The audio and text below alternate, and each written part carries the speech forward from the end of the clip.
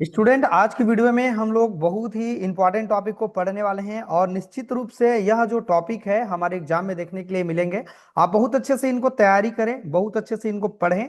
एकदम सिंपल है, कोई कठिन भी नहीं है, इसके बारे में आप सब लोग जानते भी हैं। ग्रीन हाउस इफेक्ट क्या होते हैं, ग्रीन हाउस प्रभाव किसे कहते हैं, आज के क्लास में आप सभी लोगों का स्वागत है दोस्तों।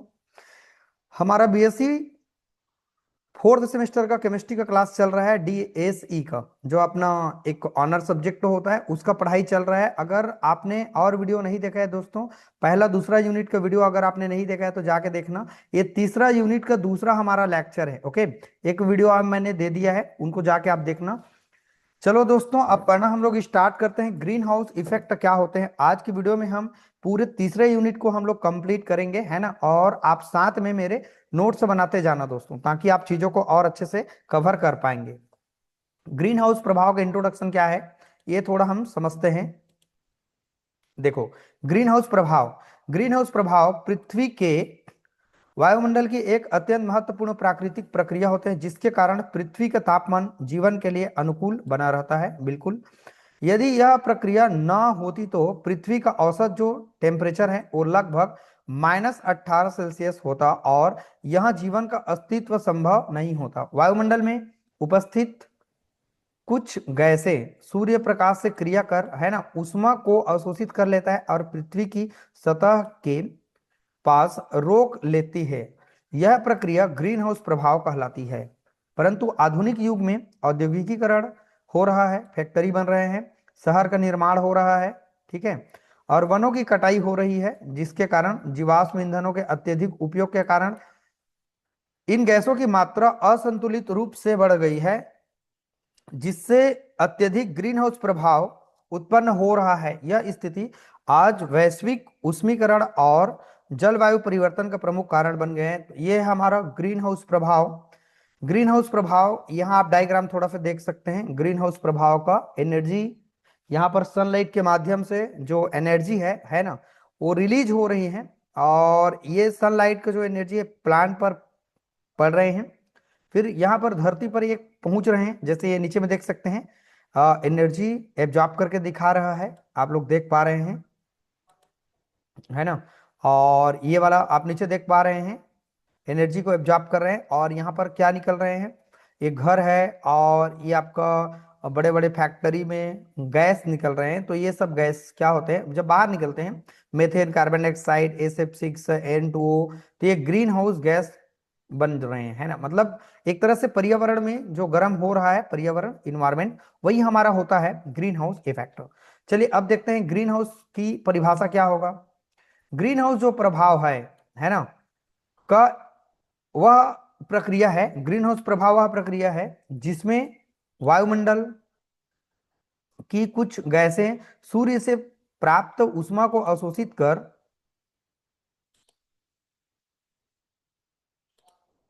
सूर्य से प्राप्त ऊष्मा को क्या करके अवशोषित करके उसे पृथ्वी की सतह, पृथ्वी से बाहर जाने से रोकती है, जिससे पृथ्वी का तापमान क्या हो जाता है, बढ़ जाता है। ठीक है, इसे ग्रीन हाउस प्रभाव कहेंगे। ग्रीन हाउस प्रभाव की जो प्रक्रिया होती है वो क्या होते हैं, इनको भी थोड़ा हम समझते हैं। ग्रीन हाउस प्रभाव की जो प्रक्रिया है इनको भी हम अच्छे से समझ पाएंगे। देखते हैं ग्रीन हाउस जो हमारे पास प्रभाव है ना, उनकी कार्यविधि है, इनका मैकेनिज्म है। सबसे पहले यहाँ देख पा रहे हो सब लोग, ग्रीन हाउस प्रभाव की प्रक्रिया को निम्नलिखित चरणों में हम समझ सकते हैं।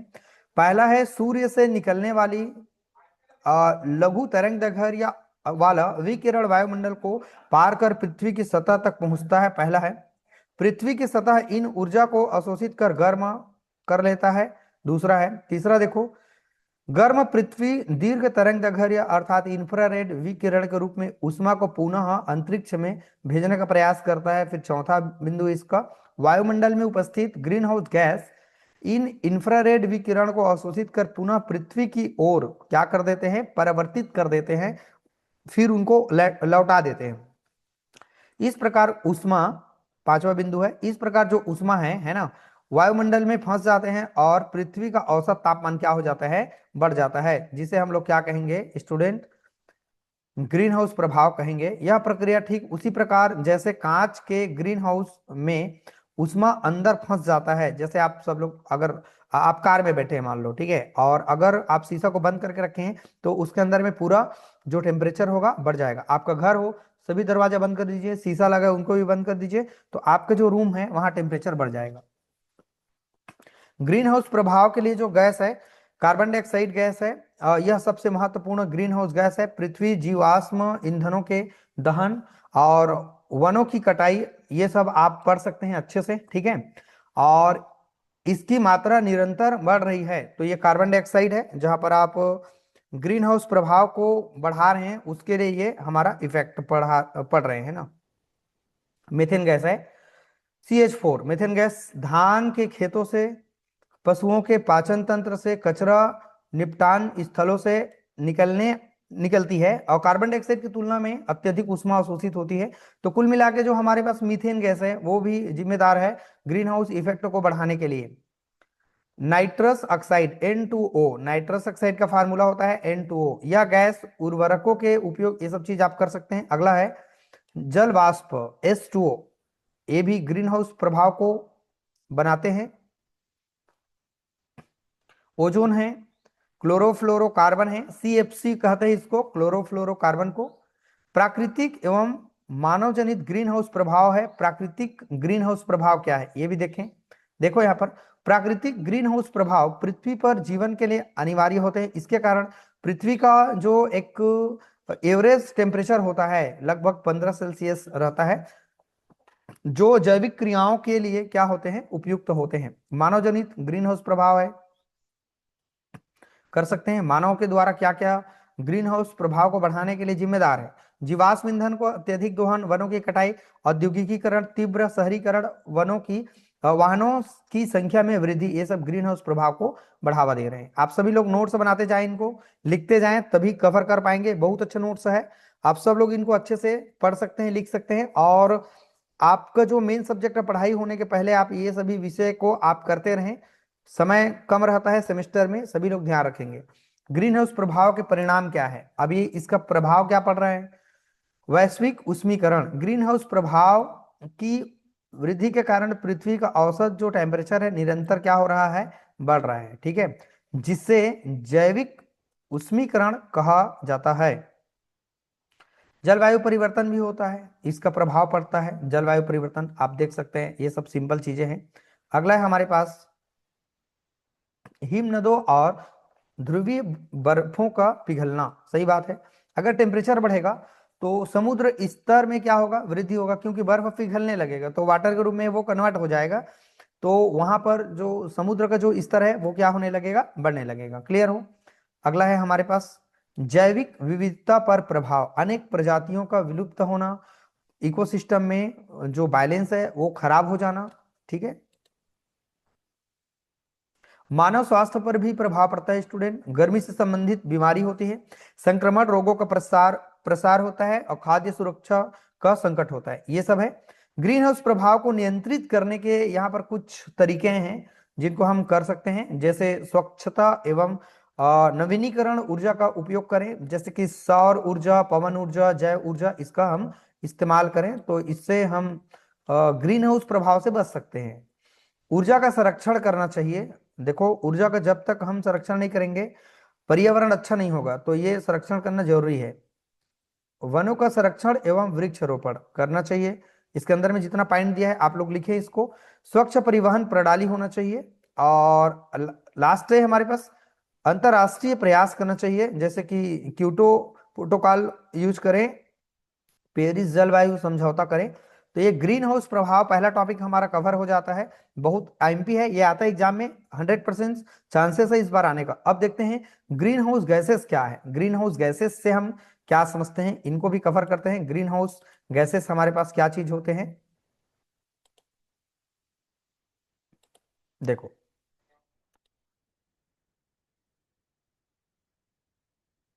हाँ, ग्रीन हाउस गैस वे गैस होते हैं जो पृथ्वी के वायुमंडल में उपस्थित है ना, उपस्थित होकर सूर्य से प्राप्त जो ऊष्मा को अवशोषित करती है और उसे पृथ्वी की सतह के पास रोक लेती है। इन गैसों की उपस्थिति के कारण पृथ्वी के तापमान जीवन के लिए उपयुक्त है ना, बन जाता है। परंतु मानव गतिविधियों के कारण इन गैसों की मात्रा अत्यधिक बढ़ जाती है, जिसे अत्यधिक ग्रीन हाउस प्रभाव कहते हैं। वैश्विक उष्मीकरण तथा जलवायु परिवर्तन जैसे गंभीर समस्याएं उत्पन्न हो जाते हैं। ग्रीन हाउस गैस की परिभाषा अगर हम देना चाहें तो देख सकते हैं, ग्रीन हाउस गैसें वे गैसें होती है जो पृथ्वी से निकलने वाली है ना इंफ्रारेड विकिरण जो होते हैं, है ना, को अवशोषित कर उन्हें वायुमंडल में फंसा लेती है और पृथ्वी के तापमान क्या हो जाते हैं, बढ़ जाते हैं। इनकी विशेषता है स्टूडेंट, विशेषता पढ़ सकते हैं। ग्रीन हाउस गैसें क्या क्या है, कार्बन डाइऑक्साइड, मीथेन गैस, ये सब चीजें आप देख सकते हैं कहाँ कहाँ से ये निकलते हैं और किसके कारण ये CO2 की मात्रा बढ़ती है। मीथेन गैस देख सकते हैं धान के खेतों से, पशुओं के पाचन तंत्र से, दलदल क्षेत्रों से, कचरा निपटान स्थलों से निकलती है। कार्बन डाइऑक्साइड की तुलना में अधिक उष्मा अवशोषित करती है। N2O है और वाटर है, ओजोन है, क्लोरोफ्लोरोकार्बन है, ये सब गैसें हैं। मतलब इसके अंतर्गत गैसें को समझाया गया है। स्पीड हो गया क्या, ठीक। ये सब गैस है हमारे पास। ग्रीन हाउस गैस के प्रभाव, अब ये प्रभाव क्या क्या कर डालते हैं, जैसे आपने ऊपर देखा ग्रीन हाउस प्रभाव का इफेक्ट, वैसे यहाँ पर आप ग्रीन हाउस गैस के प्रभाव को भी आप समझ सकते हैं। जलवायु का परिवर्तन होना, सेम टू सेम वही चीज यहाँ पर आया हुआ है।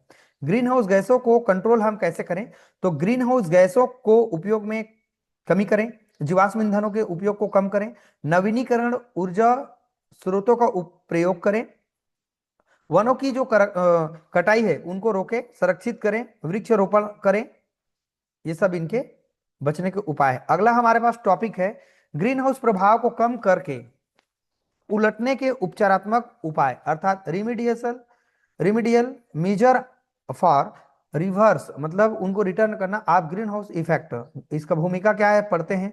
ग्रीन हाउस प्रभाव जो हमारे पास होते हैं,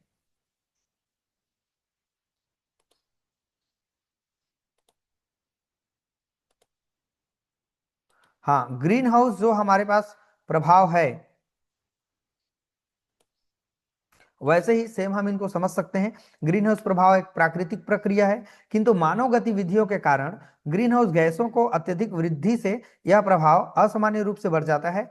इन अत्यधिक ग्रीन हाउस प्रभाव के परिणाम स्वरूप वैश्विक उष्मीकरण, जलवायु परिवर्तन, समुद्र स्तर में वृद्धि और जैव विविधता को गंभीर रखता है, खतरा उत्पन्न करता है। ग्रीन हाउस प्रभाव को कंट्रोल करने एवं उसके दुष्प्रभाव को कम करने के लिए प्रभावी उपचारात्मक जो उपाय हैं उनको अपनाना चाहिए, अत्यधिक आवश्यक होते हैं ये सब चीजें। ठीक है, तो इसको नोट डाउन करते जाएंगे। ऊर्जा संरक्षण से संबंधित उपचारात्मक उपाय क्या क्या है, देख सकते हैं क्या क्या इनके उपाय हैं। तो सौर ऊर्जा का उपयोग करें और पवन ऊर्जा का प्रयोग करें, जल विद्युत ऊर्जा का प्रयोग करें, जैव ऊर्जा का प्रयोग करें, ये सब इनके उपाय हैं। अगला देखते हैं जीवाश्म ईंधनों पर निर्भरता में कमी। तो वनों से संबंधित उपचारात्मक प्रयोग है, उपाय है। पहला है हमारे पास वनों का संरक्षण करना चाहिए, वृक्षारोपण एवं पुनर्नवीनीकरण करना चाहिए, परिवहन क्षेत्र में सुधार करना चाहिए। इसके अंतर्गत टॉपिक दिया अंदर में दिया है, उन कंटेंट को आप लिखते जाएं, समझते जाएं, वीडियो को थोड़ा रोकें।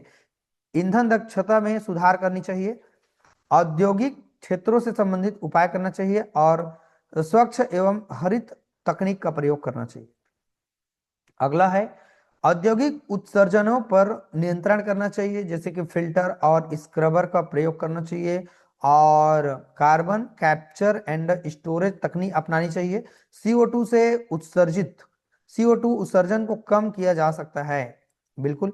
कृषि क्षेत्र में उपचारात्मक उपाय क्या करना चाहिए, उर्वरकों का संतुलित उपयोग करना चाहिए और मीथेन उत्सर्जन में कमी करना चाहिए और कचरा प्रबंधन से संबंधित उपाय करना चाहिए।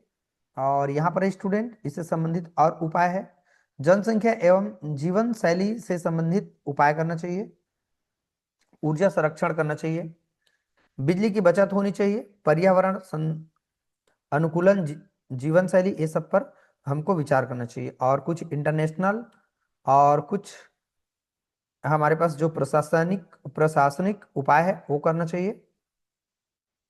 सख्त कानून एवं नीतियां भी बनाए गए हैं, कुछ कार्बन टैक्स लगाए गए हैं, उत्सर्जन मानक, ये सब चीज है। इन्वायरमेंटल इफेक्ट असेसमेंट भी है, पर्यावरण प्रभाव आकलन, इसका पूरा नाम मैंने अभी आपको बोला, के माध्यम से ये सब चीज कर सकते हैं। जन जागरूकता एवं शिक्षा, बिल्कुल जन जागरूकता हमको लाना चाहिए। हर व्यक्ति जब शिक्षित होगा, उनको समझेगा, तो ये सब प्रभाव हमको कम देखने के लिए मिलेगा। अगला टॉपिक है हमारे पास एसिड रेन, यही इंपॉर्टेंट है, बहुत अच्छा से इनको करते जाएं कि अम्ल वर्षा क्या होते हैं। ठीक है, देखते हैं। अम्ल वर्षा वायु प्रदूषण से जुड़ी एक गंभीर पर्यावरणीय समस्या है, जिससे वायुमंडल में उपस्थित अम्लीय पदार्थ वर्षा, हिमपात, ओस अथवा धुंध से, धुंध के रूप में, है ना, धुंध के रूप में पृथ्वी की सतह पर गिरते हैं। यह समस्या मुख्यतः औद्योगिकीकरण, जीवाश्म ईंधन के अत्यधिक दहन और वाहनों से निकलने वाली गैसों के कारण उत्पन्न होती है। अम्ल वर्षा न केवल प्राकृतिक इकोसिस्टम को नुकसान पहुंचाता है, बल्कि मानव स्वास्थ्य, किसी कृषि पर और ऐतिहासिक स्मारकों पर भी इनका प्रभाव देखने के लिए मिलता है। परिभाषा क्या है? जल वर्षा वह वर्षा है जिसमें सल्फ्यूरिक अम्ल और नाइट्रिक अम्ल जैसे अम्लीय पदार्थ घुले होते हैं, जिससे वर्षा जल का पीएच मान सामान्य से कम हो जाता है, तो उसे हम लोग क्या कहेंगे? अम्ल वर्षा कहेंगे। जैसे जल का जो पीएच वैल्यू होता है वो 5.6 होता है, जबकि अम्ल वर्षा का जो वैल्यू होता है वो 4.0 होता है या उससे भी कम होता है, तो ये होता है अम्ल वर्षा। ये कितने तरह के होते हैं अम्ल वर्षा? Type of acid rain. तो ये हमारे पास गीली अम्ल वर्षा होती है, जिसको वेट डिपोजिशन कहते हैं। जब अम्लीय वर्षा, जब अम्लीय पदार्थ वर्षा, हिमपात, ओस एवं कोहरे के रूप में पृथ्वी पर गिरते हैं, तो इसे हम लोग क्या कहते हैं? क्या कहेंगे? गीली अम्ल वर्षा कहते हैं। अगला है शुष्क अम्ल वर्षा। जब सल्फर और नाइट्रोजन के अम्लीय कण पृथ्वी और धुएं के रूप में सतह पर जमने लगते हैं या जम जाते हैं और बाद में वर्षा के साथ बह जाते हैं, तो इसे हम लोग क्या कहते हैं? शुष्क अम्ल वर्षा कहेंगे। अम्ल वर्षा का निर्माण कैसे होते हैं? तो देखते हैं। अम्ल वर्षा का निर्माण वायुमंडलीय की प्रकाश रासायनिक अभिक्रियाओं के द्वारा होता है। सल्फर डाइऑक्साइड की भूमिका क्या है? कोयला और पेट्रोलियम के दहन से निकलने वाली सल्फर डाइऑक्साइड वायु में जाकर ऑक्सीकरण करते हैं, जैसे SO2 O2 से मिलकर SO3 बनाता है और SO3 जल से मिल करके सल्फ्यूरिक एसिड बनाता है। इस प्रक्रिया से सल्फ्यूरिक अम्ल क्या होते हैं? बनने लगते हैं। नाइट्रोजन ऑक्साइड की भूमिका, NO2 जल से क्रिया करके क्या बनाते हैं? नाइट्रिक एसिड बनाते हैं। अम्ल वर्षा के सोर्स क्या क्या है? प्राकृतिक सोर्स भी हो सकते हैं, ज्वालामुखी का विस्फोट होना, जल अपघटन, वन अग्नि, ये सब है। मानव द्वारा भी कुछ होता है, निर्मित कुछ चीजें हैं, मानव के द्वारा भी कुछ सोर्स है जो एसिड रेन को बढ़ाते हैं। ताप विद्युत संयंत्र और औद्योगिक मतलब इंडस्ट्रियल यूनिट है, मोटर वाहन है, बाइसिकल है, जीवाश्म ईंधनों का दहन है, ये सब चीजें हैं। अम्ल वर्षा का प्रभाव क्या पड़ता है? जलीय जीवन पर प्रभाव पड़ता है, अंदर की चीजों को आप करें। वन और पौधों पर प्रभाव पड़ता है, मिट्टी पर प्रभाव पड़ता है, मानव स्वास्थ्य पर प्रभाव पड़ता है, जैसे श्वास संबंधित, आंख में जलन, दमा और फेफड़ों की समस्या, ये सब चीज पर। इमारतों एवं स्मारकों का पर प्रभाव देखते हैं। संगमरमर और चूना पत्थर का क्षरण होता है, ताजमहल और ऐतिहासिक स्मारकों को नुकसान पहुंचता है। अम्ल वर्षा की पर्यावरणीय महत्व क्या है? तो ये अम्ल वर्षा का पर्यावरणीय महत्व आप देख सकते हैं। इनका क्या क्या है? अम्ल वर्षा इकोसिस्टम को बिगाड़ देता है और बायो जो विविधता है उनको खतरे में डाल देता है। यह समस्या सीमाओं से परे फैलते हैं, क्योंकि प्रदूषक गैस वायु के साथ दूर दूर तक पहुंच जाते हैं। अम्ल वर्षा को कंट्रोल कैसे करें? प्रदूषण को नियंत्रित करें, वैकल्पिक स्रोत का प्रयोग करें, वाहन और प्रदूषण नियंत्रण करें, और नवीन वनीकरण है। ठीक है, चलिए अगला टॉपिक देखते हैं। ये सब चीज आपने नोट डाउन किया होगा। फोटोकेमिकल स्मॉग है, देखते हैं फोटोकेमिकल स्मॉग क्या है। वीडियो थोड़ा सा लंबा है, लेकिन पढ़ना तो पड़ेगा। हम एक एक चीज के लिए एकदम छोटा छोटा वीडियो नहीं बनाएंगे, क्योंकि एक एक यूनिट पर दो दो यूनिट बना के हमारा कंप्लीट हो जाएगा। ठीक है, तो ये चीज आप कर लेंगे कि एक एक यूनिट के लिए दो दो वीडियो दे करके कंप्लीट कर देंगे। फोटोकेमिकल स्मॉग बहुत ही इंपॉर्टेंट है। ये कोई प्रश्न को आपको नहीं छोड़ना है, जितना मैं पढ़ाते जा रहा हूं सबको कवर आप लोगों को करनी है। चलिए पढ़ें, स्टार्ट करते हैं।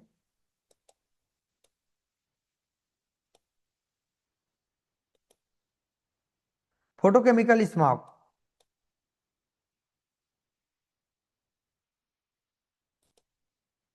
फोटोकेमिकल स्मॉग आधुनिक शहरी और औद्योगिक समाज की एक गंभीर समस्या है। बिल्कुल समस्या है। वायु प्रदूषण का समस्या है। यह मुख्यतः उन क्षेत्रों में पाया जाता है जहां वाहनों की संख्या अधिक है, सूर्य का प्रकाश प्रचुर मात्रा में उपलब्ध होता है तथा वायुमंडल में वायुमंडल में